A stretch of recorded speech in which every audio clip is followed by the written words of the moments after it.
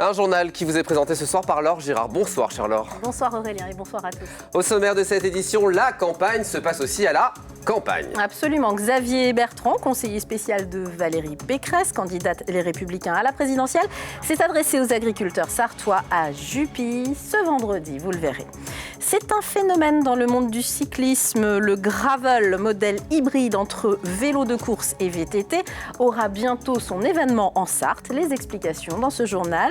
Et puis, découverte archéologique intéressante dans le Vieux-Mans qui nous fait dire que les rillettes existent sûrement depuis l'époque gallo-romaine. L'invité de notre journal, c'est Florian Poupon, président de l'association Homogène. Nous ferons un focus sur l'un des champs d'action de l'association, la prévention contre le virus du sida, car si les médias en parlent moins, il est toujours bien présent. À moins de 10 jours de l'élection présidentielle, la candidate LR tente de séduire les agriculteurs. La candidate, c'est Valérie Pécresse et son conseiller spécial, c'est Xavier Bertrand. Il était à Jupy ce vendredi. Lors d'une réunion publique, il a pu échanger avec une trentaine d'agriculteurs sartois. Pas sûr pour autant qu'il ait réussi à remporter l'adhésion de ces derniers. Anthony Piton. En clair, on a choisi notre camp. Et c'est celui des agriculteurs. Donc sur ces différentes questions, on a choisi. Et ma candidate a choisi. Sa candidate, c'est Valérie Pécresse. Pour elle, Xavier Bertrand veut reconquérir le cœur des agriculteurs. Traditionnellement, la droite est plébiscitée par le monde agricole lors des élections. Mais en 2022, ce n'est plus vraiment le cas. Selon un sondage, 30% d'entre eux prévoient de voter pour Emmanuel Macron. Aujourd'hui, le ministre de l'Agriculture, il est plutôt intéressant. Après, le souci, c'est, comme on en a discuté plusieurs fois, c'est que c'est souvent en ce moment, on arrive en année électorale, il y a la partie écologique qui pousse derrière. Alors pour convaincre, Xavier Bertrand décline les promesses de sa candidate. Lutter contre l'agribashing et baisser la fiscalité immobilière et les cotisations. Ça veut dire que les cotisations retraite vont baisser. Donc comment est-ce qu'on va pouvoir prétendre à une retraite correcte si on baisse les cotisations? De gauche ou de droite, je ne sais pas s'ils ont toujours pris les mesures qu'il fallait, je ne suis pas sûr. Pour séduire les agriculteurs, l'une des recettes qui marche, c'est de taper sur les mesures proposées par les écologistes. Et ça, Xavier Bertrand l'a bien compris. On ne peut pas, dans les années qui viennent, produire moins alors qu'il y aura besoin de nourrir plus de monde. Pour moi, les candidats n'ont pas pris l'essentiel. Pour eux, l'essentiel, c'est l'environnement.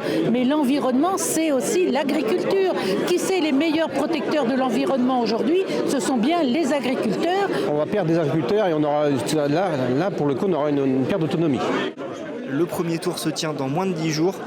D'après les derniers sondages, Valérie Pécresse est sous la barre des 10%.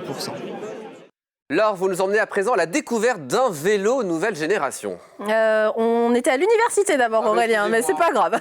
Allez, on part à l'université plutôt. Allons-y, un investissement sans précédent pour l'université du Mans. Bah oui, c'est 50 millions d'euros quand même, Aurélien, pour développer le campus dans les années à venir, afin de développer l'offre de formation, améliorer la qualité de vie des étudiants et in fine attirer de nouveaux manceaux. L'enjeu est important aussi pour le département puisque la Sarthe est le territoire au plus faible taux d'accès à l'enseignement supérieur de la région. On écoute Pascal Leroux, président de Le Mans Université.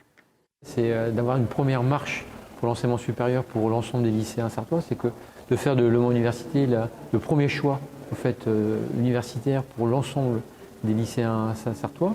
Donc ça leur permet un accès au supérieur, aussi à l'international via la mobilité. Et puis par ailleurs, oui, on peut après se dire qu'une fois qu'ils vont être à l'université, ils pourront continuer en master et puis continuer à rester sur le territoire. Laure, vous nous emmenez à présent à la découverte d'un vélo nouvelle génération. Oui, maintenant on fait ça. Donc depuis quelques années, le gravel a trouvé sa place dans les magasins de sport.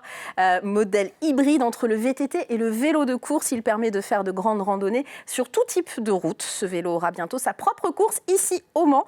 Le 17 septembre prochain, notre confrère Antoine Besson, passionné de cyclisme, vous le savez, organise les 12 heures gravel près du circuit.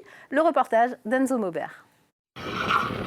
C'est un vélo de route quelque peu modifié, des pneus plus larges, un cadre renforcé. Le gravel, venu tout droit des États-Unis, séduit de plus en plus de cyclistes, notamment pour sa polyvalence.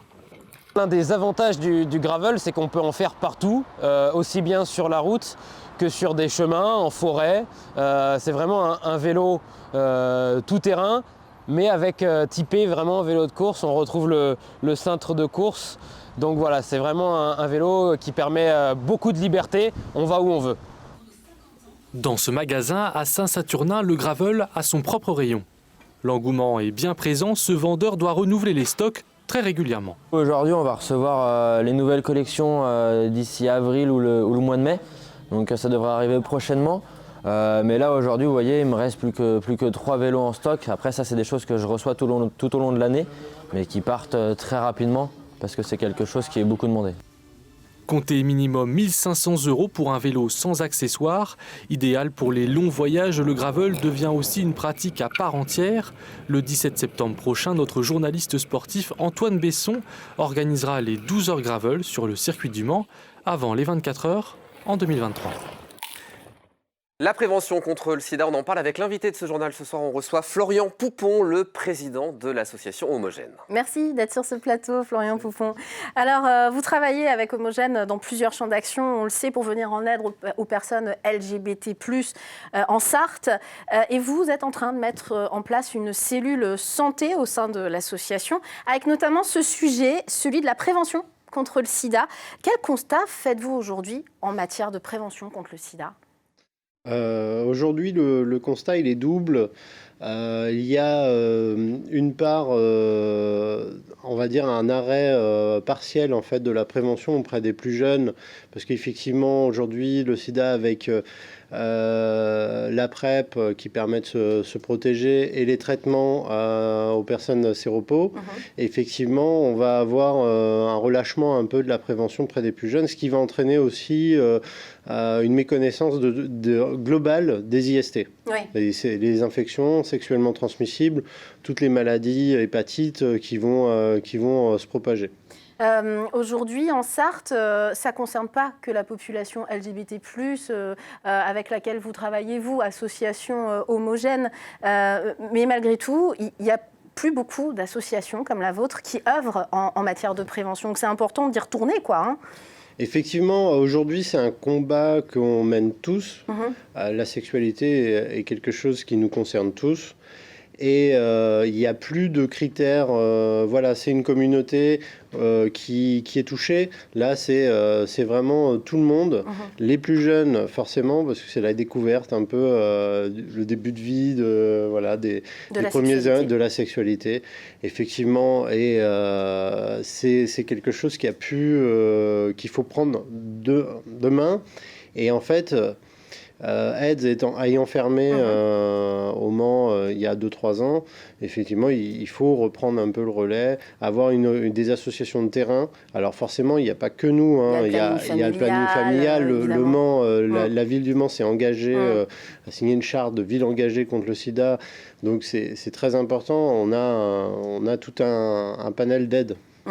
Alors, autre sujet et que vous portez et que vous défendez dans le champ d'action contre l'homophobie, bien sûr. Alors, vous avez plein de projets, notamment le fait de faire venir et contre les préjugés un super héros un peu particulier le 21 mai au Mans. Et ça, c'est une annonce que vous faites ce soir. C'est un TikToker très connu. Il s'appelle Super Séro. Qui est-il ? Oui, alors Super Séro, c'est au-delà d'un TikToker, c'est une association qui lutte contre les discriminations faites aux personnes séropositives.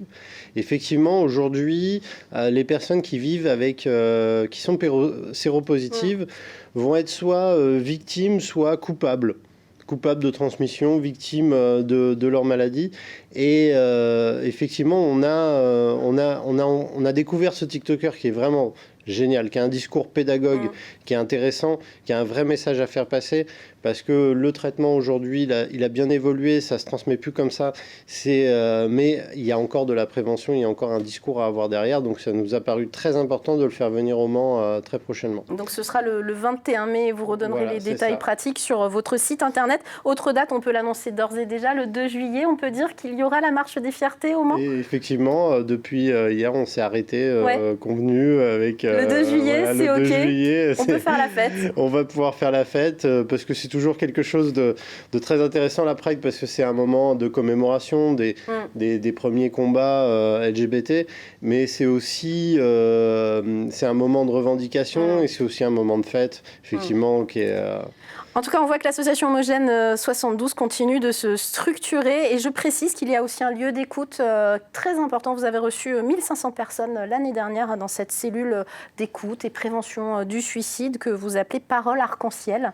C'est au centre LGBT 26 avenue du Général de Gaulle.